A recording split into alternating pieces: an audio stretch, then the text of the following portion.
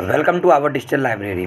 Hello friends, MPMSU का highest update देने वाले चैनल पे आपका स्वागत है।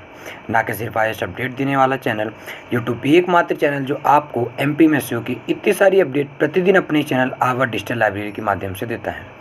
आज जैसा कि आप सभी बच्चे जानते हैं कि परसों बीएमएस फर्स्ट ईयर का रिज़ल्ट आया और अन्य के भी आए।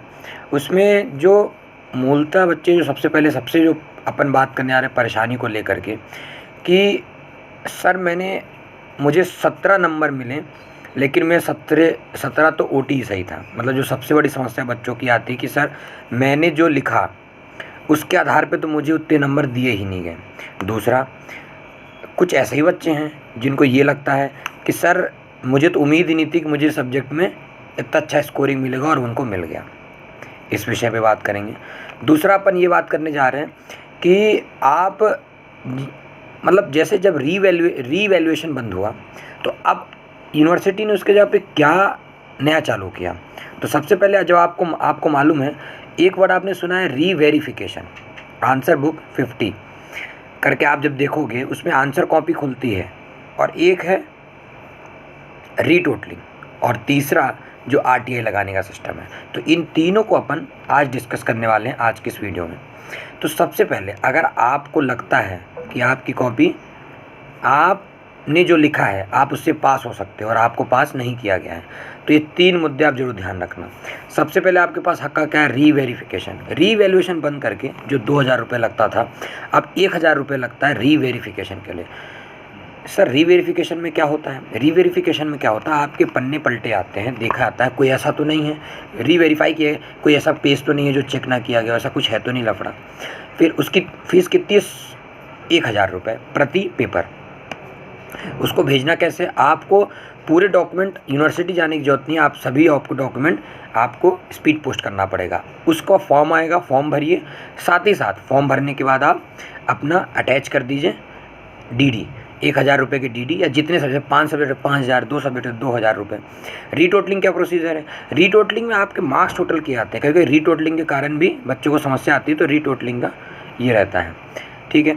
फिर अब जो बच्चों की जो सबसे बड़ी समस्या है वो आरटीआई कैसे लगाएं, तो अपन आज के इस वीडियो में ये देखने जा रहे हैं आरटीआई कैसे लगेगा। ठीक है। आरटीआई लगा किस सकते? पहले आरटीआई फुल फॉर्म होता है राइट टू इन्फॉर्मेशन। अब आरटीआई किसको कहाँ लगाया जा सकता है? या तो गवर्नमेंट की इंस्टीट्यूट हो, या तो सेमी गवर्नमेंट हो, या तो ऐसी यूनिवर्सिटी जिसमें फंडिंग किसकी हो? गवर्नमेंट की हो। अब मैं बताना चाहता हूँ कि कौन कौन से डॉक्यूमेंट अटैच करना पड़ेगा आपको आरटीआई लगाने के लिए। उन बच्चों के लिए जिनको ये लगता है कि मेरे तो 17 नंबर आए हैं, तो 17 नंबर तो मेरी ओटी ही सही थी, तो मैंने तो इतना लिख के आया सर कि मुझे कम से कम 50-51 नंबर तो मिलने चाहिए, मतलब एटलीस्ट मुझे पास तो करना चाहिए। या फिर सब कॉपी, जैसे 5 सब्जेक्ट में 4 में 6 नंबर है, लेकिन एक में उन्हें इतना कम नंबर दिया है जितना मतलब वो सोच भी नहीं सकते। तो इसकी क्या प्रक्रिया अपन ये देखने जा रहे हैं, और कितनी फ़ीस लगेगी, कब दे सकते हैं, कितने दिन में रिजल्ट आएगा, ये सारी जानकारी अब आपको आगे मिलेगी। सबसे पहले आपको एक फॉर्म की कॉपी आती है, आरटीआई की एक फॉर्म की कॉपी होती है, उसको आपको भरना पड़ता है, उसको आप भर दीजिए। उसके बाद एक एप्लीकेशन या लेटर लिखना पड़ता है। उस लेटर को आप कैसे लिखो? टू द एमपीएमएसयू, आपके कॉलेज का नाम, सेमेस्टर में, मतलब आप सेमेस्टर किस सेशन में हो, उसके बाद क्लास, और साथ ही साथ आपका फिर किस सेशन चल रहा है क्लास में, मतलब बैच, आप किस बैच के हो। फिर आपका नाम, रोल नंबर, सब्जेक्ट का कोड, हर सब्जेक्ट का कोड होता है जब आप आंसर दिए होगे क्वेश्चन पेपर का, तो सब्जेक्ट का code, center of code, date of examination, तो ये सारी चीज़ें आपको मेंशन करना है।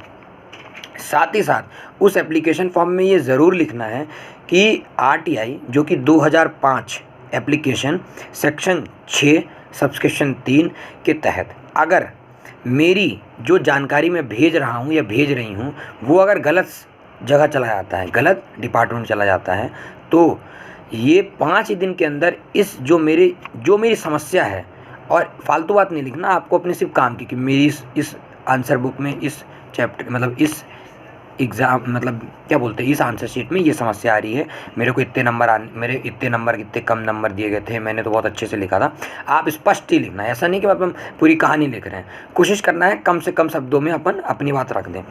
तो फिर वो वो गलत जगह भी गलत सेक्शन में भी चली जाएगी। जैसे मान लो आप एमपीएमएसयू भेजिए, एमपीएमएसयू में 10 डिपार्टमेंट, 12 डिपार्टमेंट, 15 डिपार्टमेंट, लेकिन आपका काम किससे होना है? एग्ज़ाम कंट्रोलर डिपार्टमेंट है, तो आप एग्ज़ाम कंट्रोलर जरूर मेंशन करना। तो एग्ज़ाम कंट्रोलर चला जाएगा, उसके बाद 1 महीने का वक्त रहेगा, विदिन 30 डेज आपकी कॉपी आपके हाथ में कॉपी नहीं, कॉपी की फ़ोटो कॉपी। उसका फ़ायदा क्या, आप ये देख सकते हो आपकी मार्किंग क्या है, क्योंकि आपको मालूम है कॉपियाँ कैसे चेक हो रही हैं? By hand. मतलब पहले क्या होता था? डीवीएस सिस्टम था, डिजिटल इवैल्यूएशन सिस्टम। कॉपियाँ बाहर जाती थी, बाहर चेक होती थी। अब मैनुअली कॉपी चेक होता है हाथ से। आपको पता चल जाएगा आपको कितनी स्कोरिंग है, कहाँ है, कैसा है। अगर आपको लगता है यहाँ स्कोर कम है तो आप उस कॉपी को चैलेंज कर सकते हैं और एक गवर्नमेंट टीचर से चेक करा सकते हैं। आप गवर्नमेंट टीचर को पकड़िए, अपनी कॉपी चेक कराइए। अगर आपके नंबर बढ़ जाते हैं तो आप क्लेम करिए, आपके नंबर बढ़ जाएंगे। ये है। अब पैसे कितने लगेंगे, ध्यान से समझिएगा। पोस्ट करने के लिए 10 रुपये लगता है आरटीआई, मात्र 10 रुपये। आपको जानकारी के लिए बता दूं, सिर्फ 10 रुपये। आप 40 पेज की कॉपी होती है, एक पेज का 2 रुपये लगता है। अगर आप जितनी पेज होंगे, मतलब 40 पेज अगर आपने पूरे भर रखें तो 40 पेज के 2 रुपये के हिसाब से 80 रुपये लगेंगे। आपने 36 पेज भरा तो 72 रुपये, आपने उससे ज़्यादा भरा तो उतने लगेंगे। तो अपन टोटल अगर ज़्यादा पैसे लगेंगे तो 90 रुपये। उस फॉर्म में जब आप लेटर लिख रहे हो उसमें ज़रूर लिखना कि मैं 90 रुपये पे कर रही हूँ या पे कर रहा हूँ, मतलब उसमें ये सेंटेंस होना चाहिए। उससे क्या होगा, आपकी पेजेस की काउंटिंग क्लियर हो जाती है और वो कॉपी आ जाएगी, क्योंकि आपको पता होगा। जो सबसे विशेषकर बात है आरटीआई में, आपको मैं फिर क्लियर कर देता हूँ, एड्रेस। आप जो स्पीड पोस्ट करोगे वो जहाँ भेज रहे हो, जिस इंस्टीट्यूशन में, जिस यूनिवर्सिटी में, उसका एड्रेस क्लियर होना चाहिए। मैं सिर्फ एमपीएमएसयू के लिए नहीं, अन्य बच्चे जो आरटीआई समझना चाह रहे होंगे वो इस वीडियो समझ सकते हैं। साथ ही साथ खुद का जो आपका एड्रेस है वो भी बहुत इंपॉर्टेंट है। और आरटीआई में कोई भी फालतू चीज़ नहीं लिखनी है, आपको काम की चीज़ लिखनी है, क्योंकि वो अधिकारी पढ़ेगा। अगर आपने कुछ गलत लिखा होगा अधिकारी वो देखेगा नहीं। सर मैंने तो भर दिया, लेकिन सर ऐसा होगा कि अगर मेरे को 30 दिनों में रिप्लाई नहीं मिला तो मैं क्या करूं? ऐसा भी हो सकता है। बहुत जगह ऐसा होता है कि अधिकारी रिस्पॉन्स नहीं करता, उसके लिए क्या करें? तो देखो, उसके लिए भी एक प्रक्रिया है। आपने क्या कर दिया, आपने उस एप्लीकेशन को आपने लिखा, और जो मैंने डॉक्यूमेंट बताया, form copy, letter application, identify card, Aadhaar card की कॉपी और मार्कशीट, इन सभी को पोस्ट कर दिया।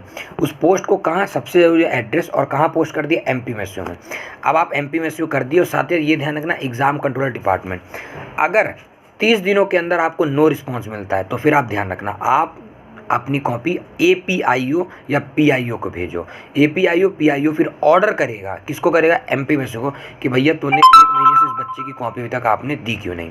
तो फिर आपको वो कॉपी आपको आएगी, या तो सीधा 30 दिन में आ जाएगा, या तो एपीआईओ और पीआईओ की मदद से 1 महीने के बाद। अगर 1 महीने तक आपको जवाब नहीं मिला तब आप एपीआईओ को या पीआईओ को ये सेम चीज़ उसे भेजेंगे, और आप बताएंगे कि मेरी आरटीआई कॉपी, आरटीआई फाइल जो मैंने की है वो अभी तक मेरे को ना कॉपी मिली, ना मुझे कोई इन्फॉर्मेशन मिला।